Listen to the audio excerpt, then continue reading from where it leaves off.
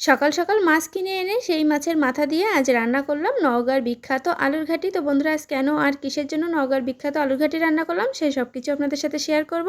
তো সবাই সাথেই থাকুন আর পুরো ব্লগটি দেখতে থাকুন। হ্যালো এভরিওয়ান, কেমন আছেন সবাই? আশা করছি সবাই খুব ভালো আছেন, আমরাও খুব ভালো আছি।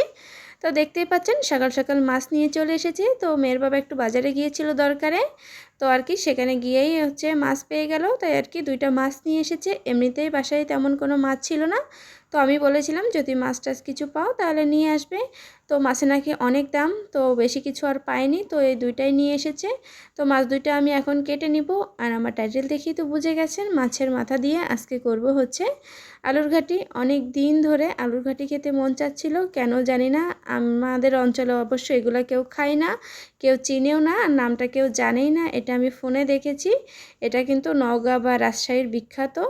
অনেকেরই দেখেছি, অনেকের ব্লগে দেখেছি, ভিডিওতে দেখেছি, রেসিপি দেখেছি। তো সেটা দেখে আর কি মনে হলো যে একটু ট্রাই করে দেখি, কারণ এটা কখনো খাওয়া হয়নি, তাই আর কি। আর এটা তো রান্না করতে গেলে মাছের মাথা বা মাংস অনেকে অনেক কিছু দিয়ে রান্না করে, তো আমি ভাবলাম মাছের মাথা দিয়েই করব।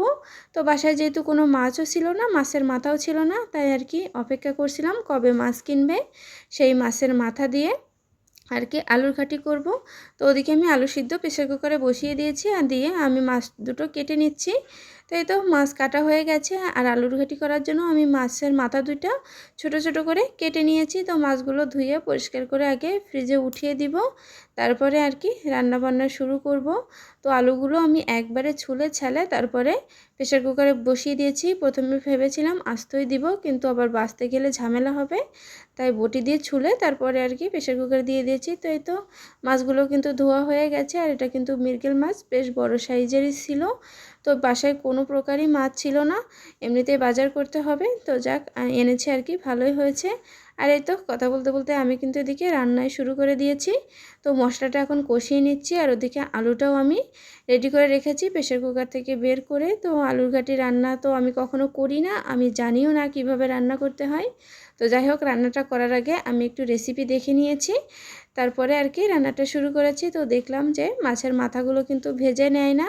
তো প্রথমে আমি ভাবছিলাম যে ভেজে না নিলে কেমন একটা কাঁচা কাঁচা গন্ধ বের হবে না কি করবে, এই টেনশনেই ছিলাম। তো এই তো মাছের মাথাটা আমি এখন মশলার সাথে সুন্দর করে কষিয়ে নিয়েছি। তো দেখতেই পাচ্ছেন মাছের মাথার কিন্তু কোনো চিহ্নই নেই। আমি প্রথমে ভেবেছিলাম হয়তো একটু আস্তে আস্তে থাকবে, কিন্তু না, একদম কাটা কাটা হয়ে গেছে। আর এই তো আলুটা আমি হাত দিয়েই ম্যাশ করে রেখেছিলাম, তো সেটা দিয়ে দিলাম।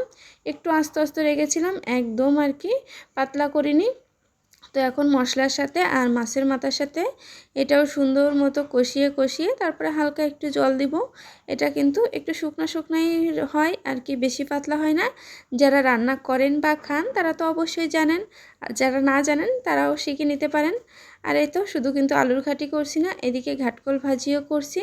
তো ঘাটকলটা আনা হয়েছে 2 দিন আগে, আর আমি বেছেও রেখেছিলাম, কিন্তু খাওয়া হচ্ছিল না। প্রথমে ভাবছিলাম যে ভর্তা করব বেটে, তারপরে ভাবলাম যে যেহেতু অনেকগুলা ভর্তা করলে অনেকটাই হয়ে যাবে 2জন মানুষের জন্য, তাই আর কি ভাজি করে নিলাম। তো এই তো হয়ে গেছে কিন্তু আমার নওগাঁর বিখ্যাত আলুর ঘাটি। আর এখন আমি উপর দিয়ে একটু ভাজা জিরার গুঁড়ো দিয়ে দিলাম, দিয়ে এভাবেই রেখে দিব নামিয়ে।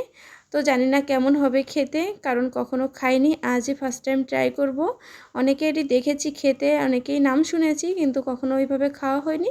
তো চলেন বন্ধুরা, এখন আর দেখা হচ্ছে না, দেখা হচ্ছে সন্ধ্যাবেলা। তো এই তো বিকালে গিয়েছিলাম মেয়েকে নিয়ে একটু ঘুরতে, বাইরেই আর কি একটু হাঁটাহাঁটি করে চলে এসেছি। আর সন্ধ্যাবেলা তো কিছু না কিছু খেতেই হয়, মনটা জানি সন্ধ্যা হলেই মনে হয় কী খাবো কী খাবো। তো মেয়ে অবশ্য দুধটা একদমই খেতে চায় না, তো ভাবলাম আজকে তাহলে একটু অন্য কিছু করে দিই। তো বাসায় আর কি স্যুপ ছিল, রেডি স্যুপ প্যাকেটের আর কি, তো ওটা রান্না করে দিচ্ছিলাম, তো সেটাই খাচ্ছিল। আর এই স্যুপটা কিন্তু মেয়ের আর আমার খুবই পছন্দের, অন্য কোনো স্যুপ অত একটা ভালো লাগে না। আর বাসায় যদি স্যুপ বানাতে যাই আমি ওইভাবে পারিও না, আর ওটা খেতে কিন্তু তেমন একটা ভালোও হবে না। তো এই স্যুপটা বেশ ভালোই লাগে। তো অবস্থাটা দেখেন, তাকে বলেছি সে খাচ্ছে, তো একা একাই খাচ্ছিল। তো মুখে উঠাইতেই পারছিল না, মানে মানে বিছনায় পড়ে যাবে এই ভয়ে আর কি। সে আমাকে অনেক ভয় পায়, বিছনায় পড়ে দাগ লেগে যাবে সেই ভয়ে আর খাচ্ছিল না। তো এই তো মেয়েকে এখন খাইয়ে দিব। তো বন্ধুরা, আমার আজকের আলুর ঘাটির রেসিপি আপনাদের কেমন লাগলো অবশ্যই কমেন্টস করে জানাবেন। আর এরকম নতুন নতুন ভিডিও পেতে কিন্তু অবশ্যই আমার চ্যানেলটি সাবস্ক্রাইব করে রাখবেন। তো সবাই ভালো থাকবেন, সুস্থ থাকবেন, সাবধানে থাকবেন। আজকের মতো এখানেই বিদায় নিচ্ছি, দেখা হচ্ছে পরবর্তী নতুন কোনো ভিডিওতে।